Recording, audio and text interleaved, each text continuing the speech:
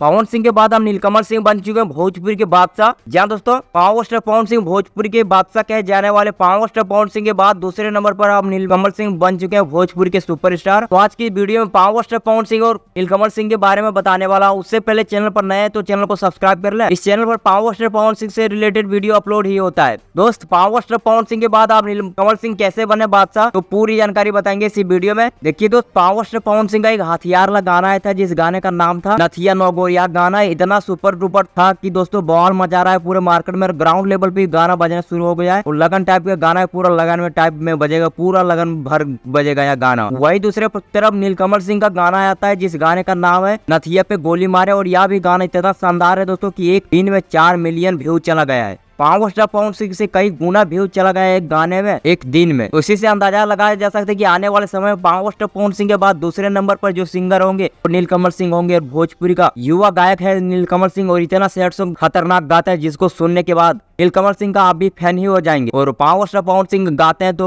लगता है कि भोजपुरी में उदित नारायण और जुबिन नौटियाल को ही देख रहे हैं हम। उससे कई गुना लाख गुना अच्छा गाते हैं हमारे पावर स्टार पवन सिंह। तो अगर आप पावर स्टार पवन सिंह और नीलकमल सिंह का ये वीडियो अच्छा लगा तो अपना कीमती राय जरूर बताओ कमेंट बॉक्स में, ताकि मैं मिलूंगा आप लोगों से नई वीडियो। तब तक जय हिंद, वंदे मातरम।